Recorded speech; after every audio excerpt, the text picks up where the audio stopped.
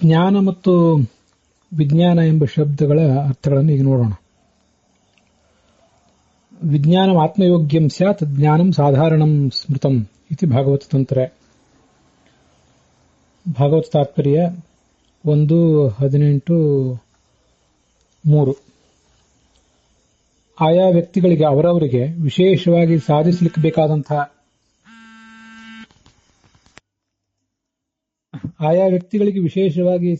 ಯೋಗ್ಯವಾದಂತಹ ಮೋಕ್ಷ ಕಾರಣವಾದಂತಹ ಜ್ಞಾನಕ್ಕೆ ವಿಜ್ಞಾನ ಅಂತ ಕರೀತಾರೆ. ಇದು ಆಯಾ ವ್ಯಕ್ತಿಗಳಿಗೆ ವಿಜ್ಞಾನ ಅನ್ನೋದು ಪ್ರತ್ಯೇಕವಾಗಿರ್ತದೆ. ಎಲ್ಲರಿಗೂ ಸಾಧಾರಣವಾಗಿ ಎಲ್ಲಾ ವ್ಯಕ್ತಿಗಳು ತಿಳ್ಕೊಳ್ಬೇಕಾದಂತಹ ಮೋಕ್ಷ ಸಾಧನವಾದಂತಹ ಕೆಲವು ಅಂಶಗಳಿರ್ತವೆ. ಅದನ್ನ ಎಲ್ಲರಿಗೂ ಸಾಮಾನ್ಯವಾದನ್ನ ಜ್ಞಾನ ಅಂತ ಹೇಳ್ತಾರೆ.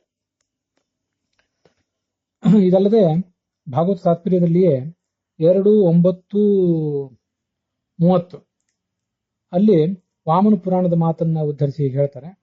ಏನ ಯಥಾಜ್ಞಾತ್ವ ನಿಯತಂ ಮುಕ್ತಿರಾಪ್ಯತೆ ತದ್ವಿಜ್ಞಾನಮಿತಿ ಪ್ರೋಕ್ತಂ ಜ್ಞಾನಂ ಸಾಧಾರಣಂ ಸ್ಮೃತಂ. ಯಾವ್ಯಾವ ಮುಮುಕ್ಷುವಿಗೆ ಎಷ್ಟೆಷ್ಟು ಗುಣಗಳನ್ನ ತನ್ನ ಬಿಂಬನಲ್ಲಿ ಉಪಾಸನೆ ಮಾಡಿದರೆ ನಿಶ್ಚಿತವಾಗಿ ಮುಕ್ತಿ ದೊರೆತದ, ಆಯಾ ಗುಣಗಳ ಜ್ಞಾನ ಆ ಮುಮುಕ್ಷುವಿಗೆ ವಿಜ್ಞಾನ ಅಂತ ಆಗ್ತದೆ. ಹೀಗೆ ಆ ಮುಮುಕ್ಷುವಿಗೆ ಆ ಜ್ಞಾನ ಅನ್ನೋದು ವಿಜ್ಞಾನ.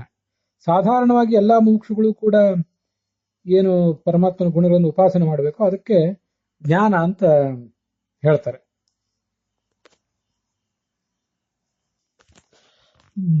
ಭಾಗವತ ತಾತ್ಪರ್ಯದಲ್ಲಿಯೇ ಮತ್ತೊಂದು ಕಡೆ 5:13 ಅಲ್ಲಿ ಸರ್ವಸ್ಮಾದುತ್ತಮೋ ವಿಷ್ಣು ರೀತಿ ಜ್ಞಾನಂ ಉದಾಹೃತಂ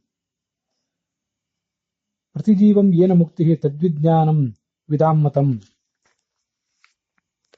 ಇದು ಪ್ರಾಯ ಸತ್ಯ ಸಂಹಿತಾದ ಮಾತು.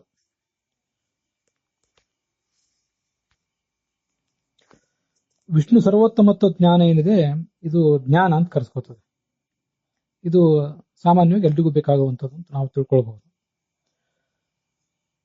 ಮತ್ತೆ ಯಾವ ಜ್ಞಾನವನ್ನು ಪಡ್ಕೊಂಡಿದ್ರಿಂದ ಆ ನಿರ್ದಿಷ್ಟ ಜೀವ ಮುಕ್ತಿಗೆ ಹೋಗ್ತಾನೋ ಆ ಜೀವನಿಗೆ ಆ ಜ್ಞಾನ ವಿಜ್ಞಾನ ಅಂತ ಅನಿಸ್ತದೆ.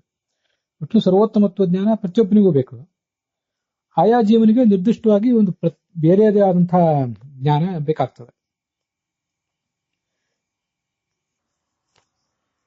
ಜ್ಞಾನಂ ವಿಷ್ಣೋರುತ್ತಮೋತ್ವೇ ತದೇವ ಪ್ರತಿಪೂರುಷಂ ವಿಶೇಷೇಣ ತು ವಿಜ್ಞಾನಂ ತಚ್ಚ ಜಾನಾತಿ ಸರ್ವವಿತ್.